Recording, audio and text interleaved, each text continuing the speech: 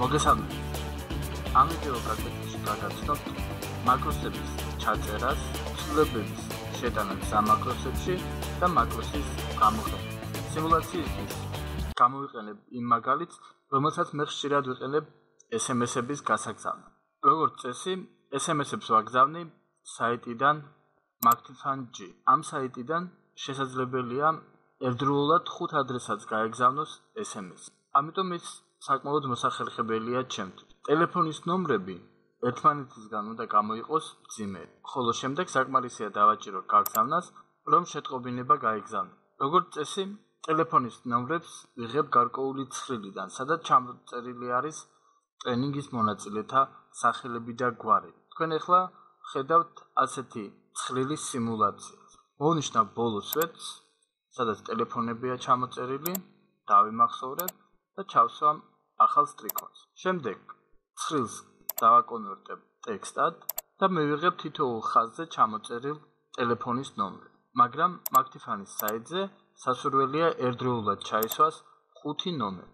ანუ მე თითო სტრიქონზე ჩამოწერილი ტელეფონის ნომრების ნაცვლად ჭირდება თითო სტრიქონზე ჩამოწერილი 5 ნომერი, რომლებიც ერთმანეთისგან მძიმეებით არის გამოყოფილი. და შემდეგ ამ ნომერს დავიმახსოვრებ და ჩავსვამ MactiFun-ის საიტს. ჩამოვაყალიბოთ ამოცანა.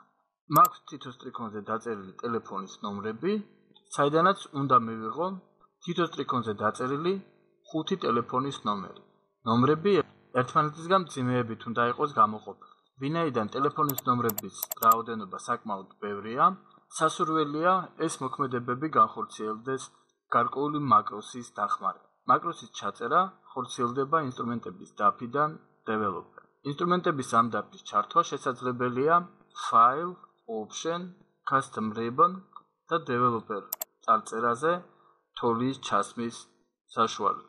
როგორც ხედავთ, დაგემატათ ინსტრუმენტების დაფა developer. ინსტრუმენტების ამ დაფაზე ხილაკით record მაკრო შესაძლებელია მაკროსის ჩაწერა. ამ ფანჯარაში მაკროს უნდა დავარქვათ სახელი. მაგალითად Mac-ი. დავაჭიროთ ხილაკს OK. ამ ფანჯარაში გადყობინებენ, რომ მაკროსის სახელში არ შეიძლება გამოყენებული იყოს ნაციონალური სიმბოლოები. დავეთანხმოთ ამ შეტყობინებას და დავიწყოთ თავით. დავარქვათ სახელი ლათინური ასოებით Mac-ი 2. ისევ ღებულობთ იგივე შეტყობინებას. ამჯერად მე შეცდომა დავუშვი იმაში, რომ მაკროსის სახელში არ შეიძლება გამოყენებული იყოს HR. ლათინური ასოებით აკრიფეთ მაკროსის სახელი Mac-ი. ამავე ფანჯარაში შესაძლებელია მაკროსი მივაბათ რომელიმე კლავიშას ან ხილაკს. ამ საკითხებზე ცოტა მოგვიანებით ვისაუბრებ. ახლა კი დააჭირეთ ხილაკს OK. ამის შემდეგ, როგორც ხედავთ, კურსორმა მიიღო კასეტის გამოსახულება.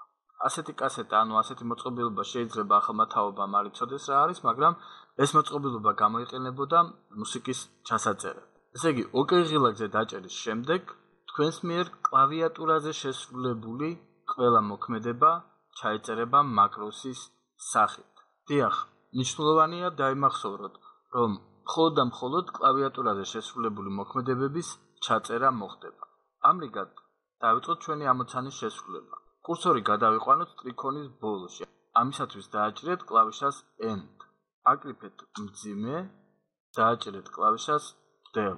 ისევ დააჭირეთ კლავიშას End, აკრიფეთ მძიმე, დააჭირეთ Del, დააჭირეთ End, აკრიფეთ მძიმე, დააჭირეთ Del.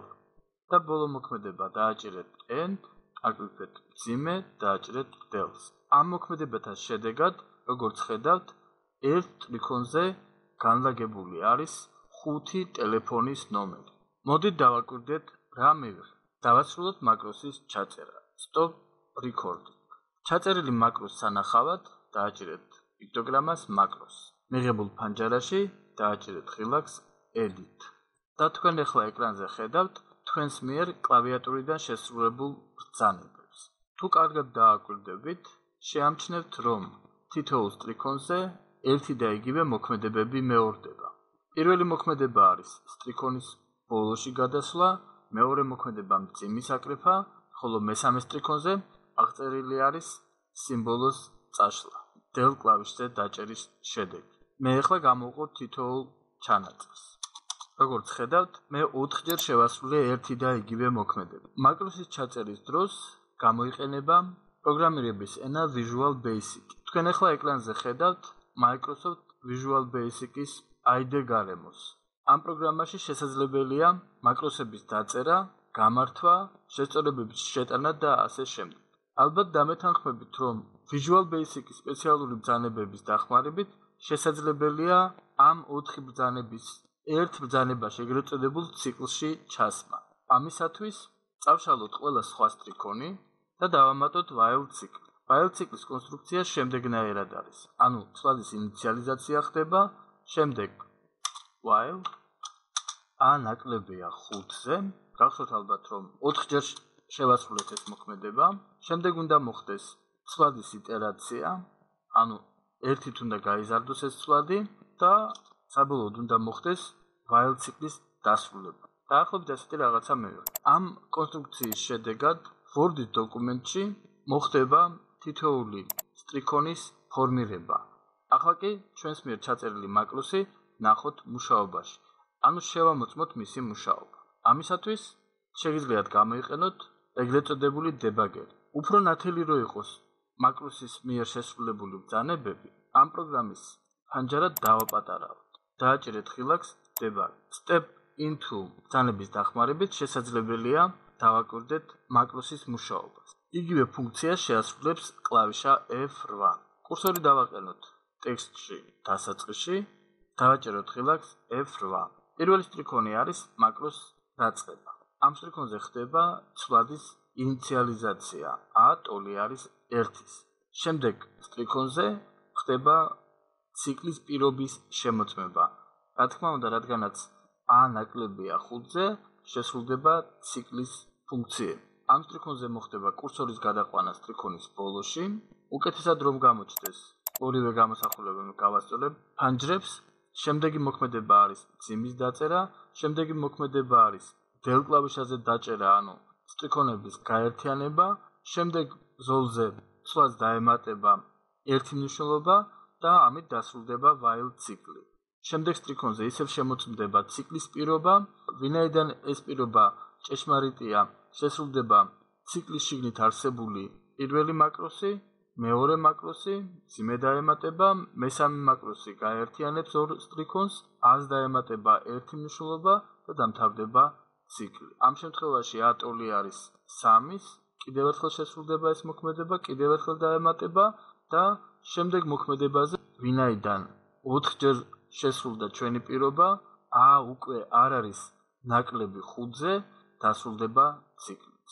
ესე იგი, ყველაფერი სწორად მუშაობს. ასევე შესაძლებელია ამ ყველაფრის რამდენჯერმე განმეორება დანარჩენი სტრიქონების. საბოლოოდ ჩემი Macros-ი ასეთ სახეს მიიღებდა.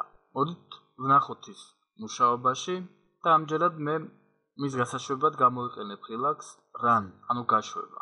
მართლაც როგორც ხედავთ, ამ პროგრამამ ტელეფონის ნომრები დაალაგა ისე როგორც საჭირო იყო. თითო ხაზზე განთავსებული არის 5 ტელეფონის ნომერი. რაც შეეხება Macros-ში ცვლილებების შეტანას. Word-ში developer დაფაზე Macro ხილაკის დახმარებით შესაძლებელია უკვე შექმნილი Macros-ის რედაქტირება, რაც მე უკვე განახეთ. დაბრუნდით ტექსტურ რედაქტორში. File option ხილაკის დახმარებით ლენტის მორგების ხილაკებიდან შესაძლებელია Macros-ისთვის დავამატოთ ახალი ჯგუფი.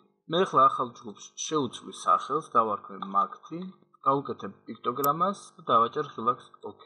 ამ ჯგუფში დავამატებ Macros Mac. მიაქციეთ ყურადღება, რომ დამატებისთვის მონიშნული უნდა იყოს ჯგუფი Mac. დააჭერეთ ხილაკს OK. ინსტრუმენტების დაფაზე დაგემატათ ახალი Macros-ი Mac. მასზე დაჭერით შემდეგ შესრულდება Macros-ში არსებული ბრძანებები.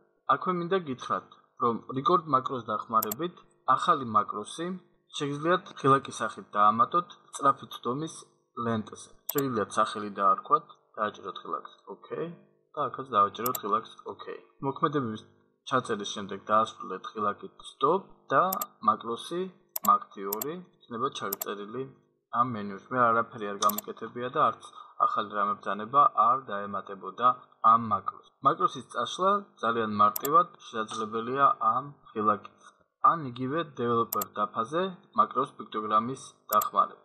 აგრეთვე შევქმნათ კიდევ ერთი ახალი მაკროსი, რომელსაც მივაბამთ კლავიატურას. კლავიატურაზე მისაბმელად უნდა დააჭიროთ კლავიატურის რამე კომბინაციას. ვთქვათ Alt, Control, ეს ღილაკი თავისუფალია და დავაჭიროთ ღილაკს ასე, დააჭირეთ ღილაკს Close. ამის შემდეგ ჩაწერილი მოქმედებები უნდა დაასრულოთ Stop Recording ღილაკის დახმარებით. ამრიგად, ამ ვიდეო გაკვეთილში თქვენ ნახეთ მაკროსის ჩაწერა, გზა მაკროსში ცვლილებების შეტანა და მაკროსის გამოყენება.